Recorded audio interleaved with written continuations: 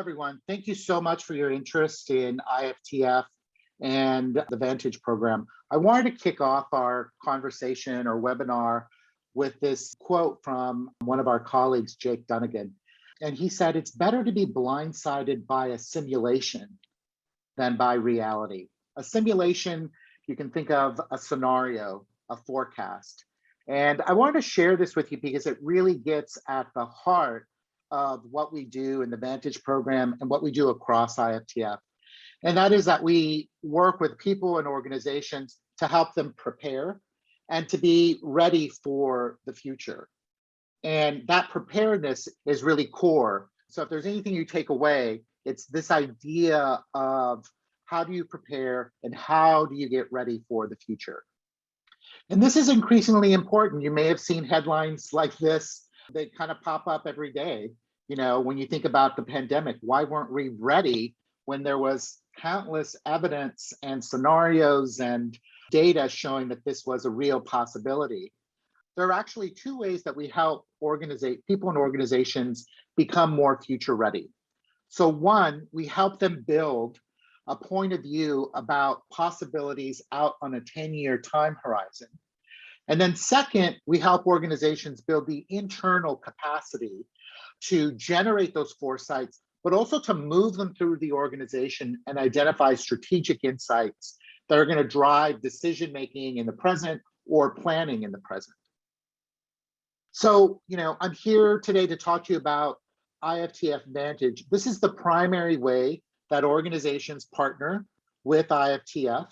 And it's a bundle of different services and experiences and meetings and networks, all in an effort to help you resist short-term thinking and become more future ready. So just some of the highlights of the program. Every year, we're now in our 43rd year, we issue an annual map of the decade. This is a 10-year forecast of the operational environment that organizations need to navigate. So it contains forecasts, signals, oftentimes scenarios, and toolkits to help you work with that content, those forecasts, in strategic ways inside your organization. We also put on an annual conference, which we'll talk about that a little bit later. Like I said, this is our 43rd year of doing that. And it's sort of an annual summit where we bring our community together to think strategically and anticipate future possibilities.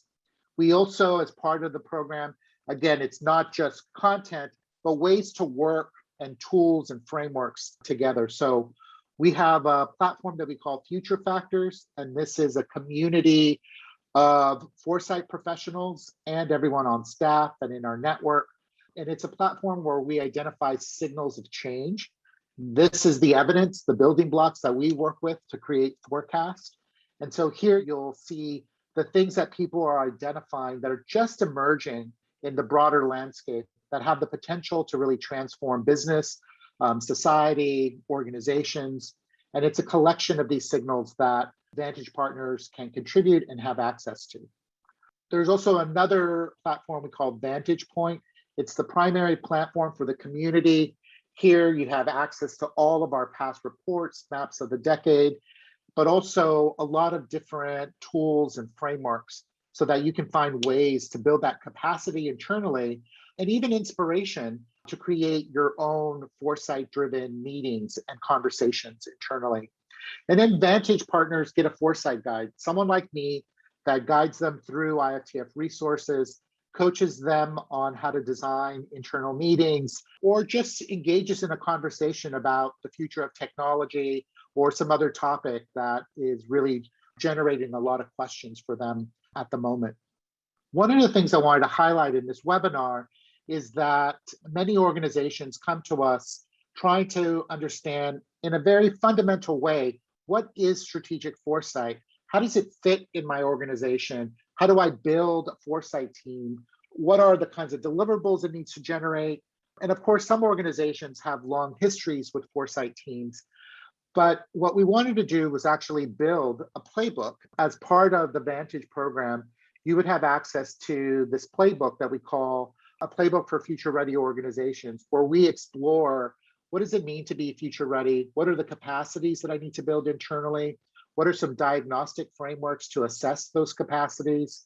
What are some archetypes of foresight teams and ways that they can fit and add value across the organization? So it's really a collection. We organized it as a FAQ, the frequently asked questions. How does strategic foresight fit in the organization? So I just wanted to share that with you. And now one of my colleagues, Sean, will talk a little bit more about the value of foresight. Hey there, everybody. So it is over to me. Thanks for moving this slide forward.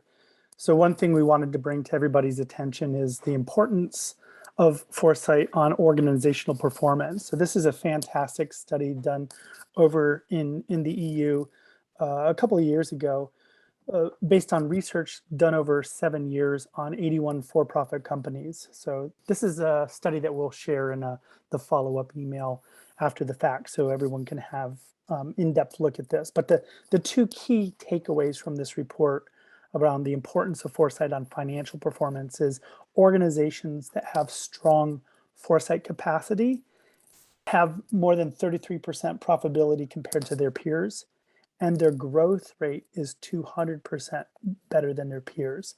So just from a financial perspective, if you're having any doubts from the finance folks, from the budget folks, this is a good piece of fodder that you can use to win them over. Most financial people, I think, want to increase profitability and growth of their organizations. This is just a quick snapshot of some of the organizations that support us. You can see all walks of life here, from technology to consulting to media, insurance, transportation, consumer packaged goods, food, academia, corporate life, or government life. So just a reminder that foresight and long-term thinking is useful for every facet of organizations and also a diverse family of organizations. What do organizations do beyond the Vantage partnership? How do they leverage building long-term capacity into their organization in different parts of the team of the organization? So this is a quick snapshot of that. We're working currently with a global food company and providing them some coaching and guidance on how to not only how to structure their internal foresight team, but build out capacity and frameworks for the team so that they can be beneficial to a wider group of people within their organization.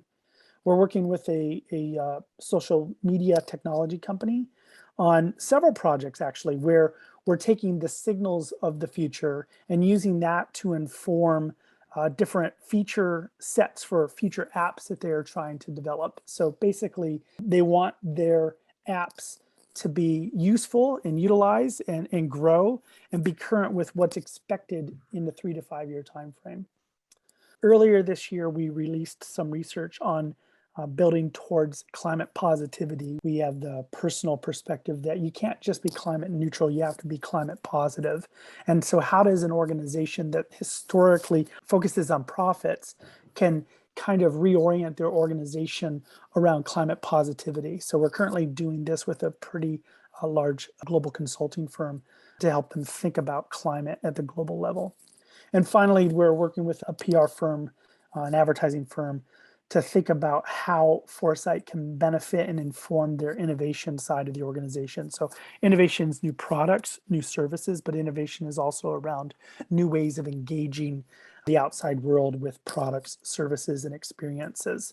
Again, making the future less anxiety-ridden and giving a little more agency to all these organizations in these various capacities. So helping them all be future ready is basically the thing that we're trying to help them do.